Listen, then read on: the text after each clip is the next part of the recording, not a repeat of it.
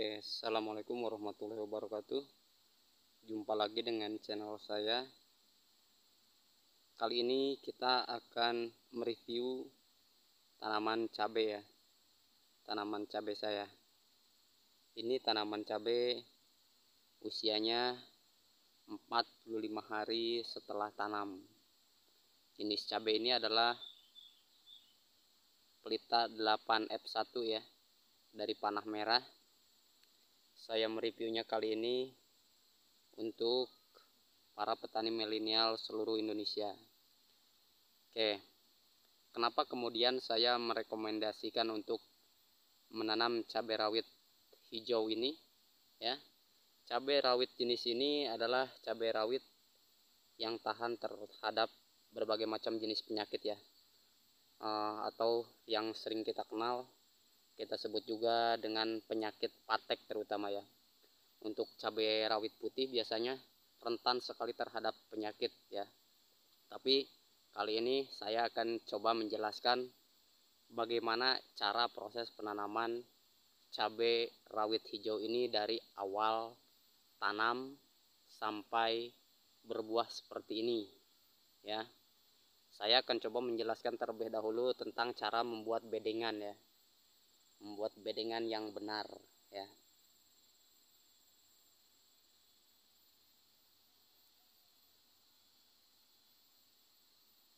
Pertama-tama untuk membuat bedengan, kita sesuaikan kontur tanahnya terhadap lingkungan sekitar. Artinya apa? Artinya ketika tanah tersebut memang ketika tidak turun hujan sangat kering sekali dan berisiko rentan terhadap tanaman kita membuat bedengan itu harusnya tidak terlalu tinggi. Artinya bedengan tersebut dibuat hanya sekitar antara 30 sampai 25 cm. Jangan 50 cm.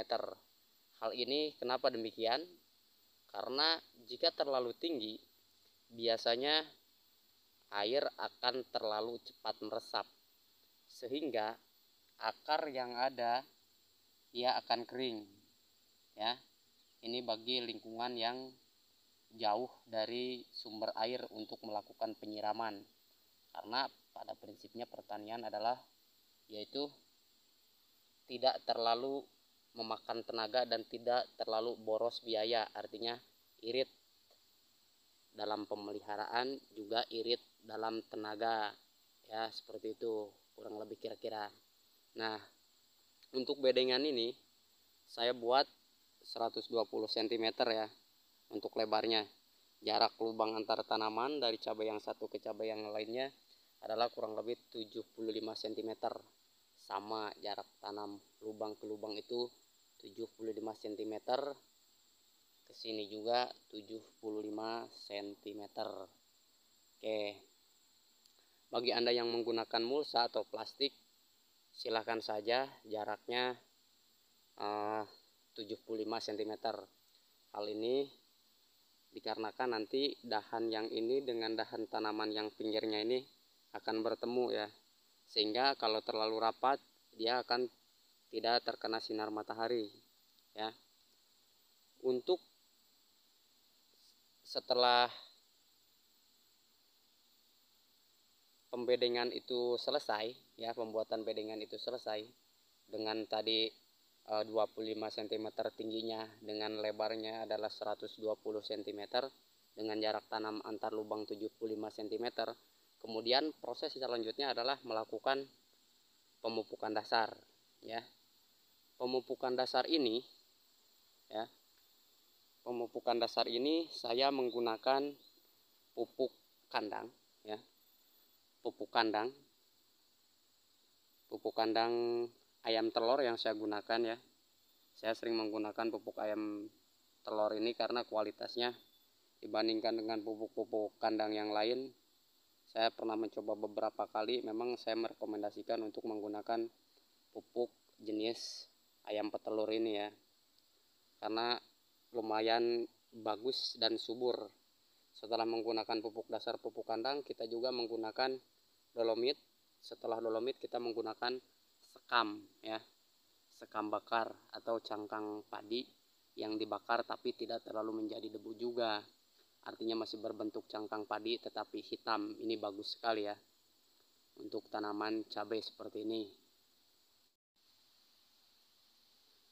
Nah, kemudian setelah kita melakukan pupuk dasar yaitu dengan menggunakan kohe ayam petelur dolomit dan sekam padi bakar, setelah itu barulah kita memulai penanaman.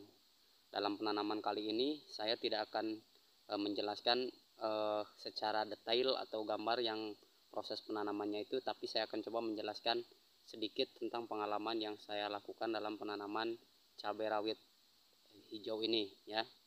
Jadi pas penanaman itu kita menanam ya, kita menanam itu menggunakan air ya. Jadi pas ditanam itu kita menggunakan air, langsung ditanam kemudian disiram. Ini mencegah kemungkinan terjadinya ya gagal atau nanti ada bibit yang mati ya. Jadi pas penanaman gunakan air, bisa dicampur fungisida ya, biar nanti akarnya tidak busuk. Tergantung dari fungisida yang biasanya teman-teman gunakan ya. Mau fungisida jenis apa silahkan, saya tidak merekomendasikannya, tapi berdasarkan pengalamannya masing-masing ya. Untuk mencegah patek pada buah ya, untuk mencegah patek pada buah, biasanya kan kalau misalkan cabai rawit putih itu biasanya dia patek ya, terkena patek. Tapi untuk cabai hijau ini, cabai rawit hijau ini biasanya saya menggunakan garam ya, garam krosok atau garam kasar, sehingga pas nanti usia sekitar 14 hari atau 15 hari kita kasih di sini di dekat pohonnya ini, kita langsung taruh saja garam kasar atau garam krosok, taruh di sini ya. Nanti agar dia tidak mengalami yang disebut dengan busuk batang ya, karena di sini dia biasanya nempel itu di sini. Ini kan tanah itu lembab basah ya. Nanti di sini tumbuh jamur. Setelah tumbuh jamur, di sini dia tangkainya itu akan mati atau kulitnya itu akan mengelupas sehingga nantinya mati. Nah, untuk mencegah patek dan hal tersebut, maka gunakanlah garam krosok ya. Garam krosok banyak di toko-toko online atau di pasar juga kita bisa beli. 1 sendok makan dosis untuk 1 pohon ya. Untuk 1 pohon tanaman cabai itu untuk mencegah busuk batang atau busuk akar dan patek ya, untuk penanaman cabai rawit hijau ini. Kalaupun teman-teman punya pengalaman sendiri mencegah patek, itu silahkan ya, tapi itu berdasarkan pengalaman yang saya lakukan ya. Nah, kemudian ada juga yang bertanya, katanya, Pak, bagaimana penanaman cabai yang baik dan benar, maksudnya di bulan apa ya? Kalau saya merekomendasikan tanaman cabai itu tergantung kondisi lingkungannya masing-masing ya. Kalau saya biasanya menanam cabai itu bulan ke-7 ya, di bulan ke-7 biasanya. Kalau ini saya tanam ini kemarin di bulan ke-4, karena di bulan ke-5 dan ke-6 saya melaksanakan proses penanaman terong ya.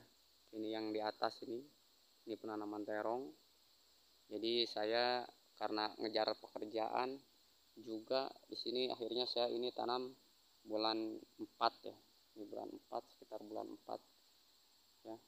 Jadi ini sekarang kurang lebih usianya hampir 47 hari ya. Tapi alhamdulillah buahnya sudah mulai lebat sekali ya.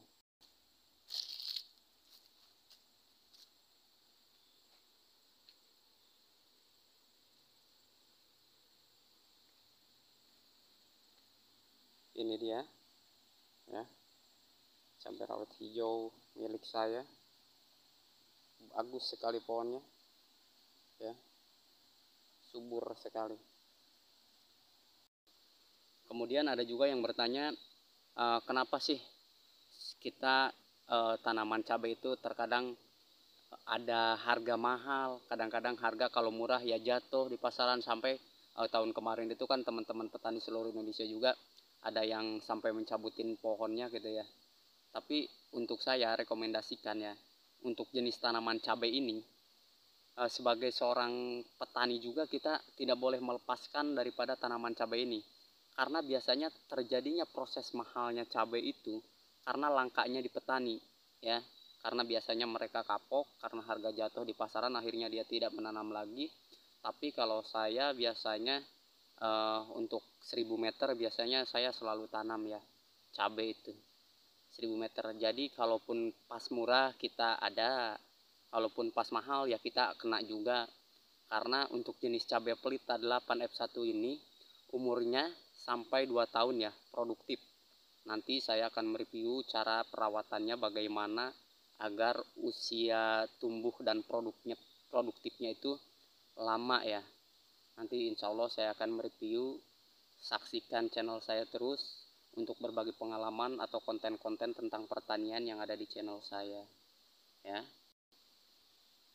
Nah, kalau untuk penyepraian ya, kalau untuk penyepraian tanaman cabai rawit hijau ini tidak harus sering dispray ya, tidak harus sering dispray atau misalkan 1 minggu sekali atau 3 hari sekali. Ini cukup kita tergantung kondisi tanamannya. Kalau memang kita melihat hamanya ya, itu baru kita spray. Karena pada dasarnya kita menekan biaya penyepraian itu serendah mungkin dan mendapatkan hasil atau keuntungan yang sebesar mungkin ya, seperti itu. Ya, jadi untuk penyepraian sendiri biasanya saya menggunakan untuk hama ulat, saya hanya menggunakan Dursban ya, menggunakan Dursban. Dan untuk wereng atau kutu kebul saya biasanya menggunakan Avidor ya, menggunakan Avidor itu dua jenis ya, Durbans dan Avidor dicampur saja. Kemudian untuk bunganya, biar nanti bunganya ini subur atau bunganya ini nempel dan menjadi buah, saya biasanya menggunakan Trobos ya, Trobos. Karena saya sekarang sudah produksi pupuk cair sendiri ya, pupuk organik cair sendiri, dan sudah saya review di channel saya. Silahkan lihat saja di channel saya cara membuat pupuk organik cair ya, itu yang mudah sekali didapatkan di lingkungan sekitar teman-teman. Itu teman-teman bisa membuatnya langsung ya, karena sangat mudah sekali, sehingga kita tidak perlu ketergantungan untuk menggunakan bahan-bahan atau obat-obatan yang dari toko atau dari pasaran. Selama kita masih ada bahan yang bisa dipergunakan seperti bawang putih, daun jeruk nipis, dan daun pepaya untuk mengusir kutu kebul juga, itu bisa kita buat sendiri di rumah ya, untuk diaplikasikan kepada tanaman cabai kita ini ya. Ini subur sekali tanaman cabai saya. Nanti saya akan mereview yang di bawah sana ya, yang di bawah sana juga ada pohon cabai yang panen sudah ketiga kali ya. Nanti insya Allah saya akan mereviewnya. Nah teman-teman, bagi yang ingin ya memiliki usaha sampingan atau passive income dari pertanian khususnya tanaman cabai, kita bisa berbagi pengalaman di channel saya sesuai pengalaman yang saya laksanakan, seperti itu kira-kira teman-teman ya.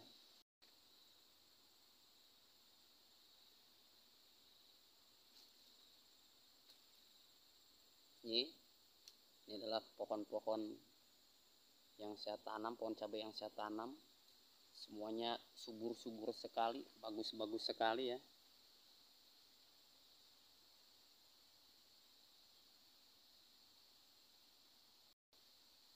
Nah kemudian usia 15 hari setelah tanam itu, banyak para petani kemudian merekomendasikan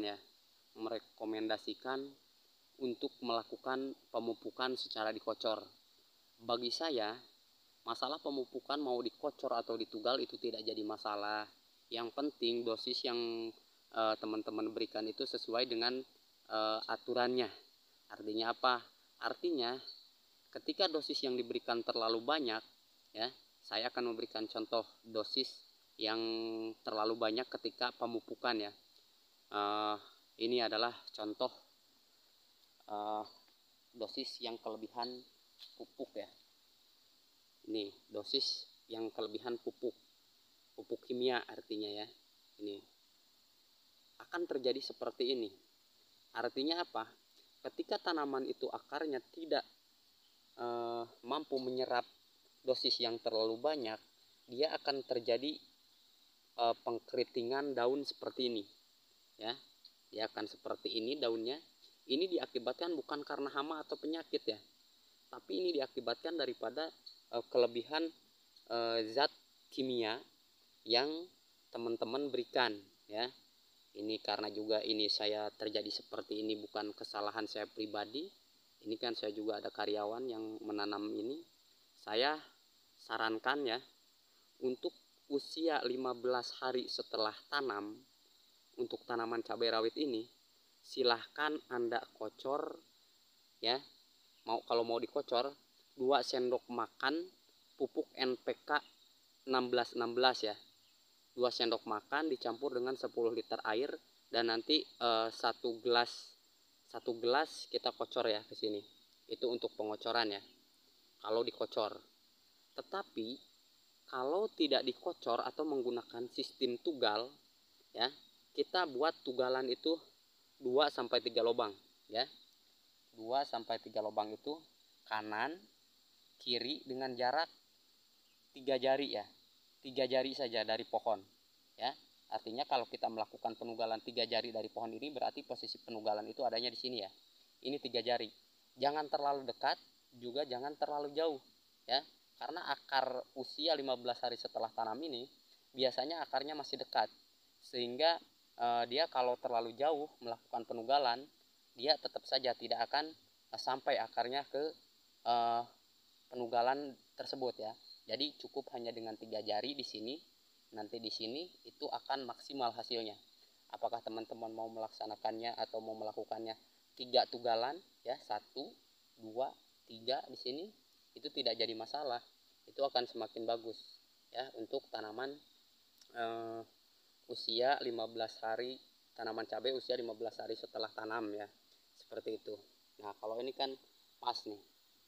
Ini jadi aturan yang saya lakukan atau aturan yang saya berikan kepada karyawan saya ini pas ya. Jadi tanamannya tumbuh dengan baik dan subur seperti itu, teman-teman. Nah, untuk NPK 1616 sendiri saya sangat rekomendasikan ya. Mohon maaf karena saya kurang sehat. Saya rekomendasikan ya pupuk NPK 1616 itu, dan saya sarankan untuk berbagai macam jenis tanaman, mau cabai atau terong atau yang pohonnya itu memiliki kambium, saya sarankan tidak menggunakan urea ya. Tidak menggunakan urea dalam pemupukan. Alasannya kenapa ya? Alasannya adalah ketika kita melakukan pemupukan dengan menggunakan urea, biasanya tanah ini tidak menjadi gembur ya. Dia akan menjadi keras ya, sehingga akarnya nanti tidak mampu berkembang, tidak mampu menyerap, karena ini tanahnya akan menjadi keras, bukannya menjadi gembur. Saya hanya merekomendasikan untuk jenis tanaman cabai rawit hijau, teman-teman. Saya hanya merekomendasikan NPK 1616, tidak dicampur dengan apa-apa dalam pemupukan, itu sudah bagus sekali, tidak menjadi masalah. Asalkan dosis yang tadi saya berikan itu jelas dilaksanakan ya. Seperti itu. Kemudian Mas, bagaimana kalau melakukan penugalan? Bagaimana dosisnya? Bagaimana takarannya? Nah, untuk takaran dosis untuk penugalan ya, saya sarankan kalau usia cabai 15 hari setelah tanam, kita menggunakan 1 sendok kopi atau 1 sendok teh untuk per pohon ya. Ya. Untuk per pohon itu, karena kalaupun di gram juga kita tidak mungkin lah untuk pas seperti itu, 1 pohon di gram itu membutuhkan waktu yang lama. Jadi saya sarankan ini 1 sendok teh atau 1 sendok kopi saja untuk 1 batang tanaman cabai yang Anda miliki ya. Ini sangat baik sekali untuk tanaman cabai usia 15 hari setelah tanam, seperti itu teman-teman. Nah, Kalau sudah subur seperti ini ya, ada hal yang mungkin saya akan jelaskan kepada teman-teman ya. Kebanyakan para petani ya, para petani di channel-channel yang lain menjelaskan bahwa ketika cabai itu harus dipotong ya, dipotong pucuk agar nanti tumbuh dahannya banyak ya. Ini saya tidak melakukan potong pucuk, tetapi yang namanya pohon cabai itu secara alami dia akan tetap ya memiliki dahan-dahan yang rimbun ke kiri ke kanan ke samping, itu sama saja ya, meskipun tidak melakukan pemotongan pucuk ya. Mohon maaf, saya berdasarkan pengalaman sendiri, saya tidak pernah melakukan penanaman cabai ataupun terong secara potong pucuk ya, karena pada hakikatnya cabai ini akan selalu memiliki dahan yang rimbun ketika memang proses penanamannya benar, seperti itu teman-teman.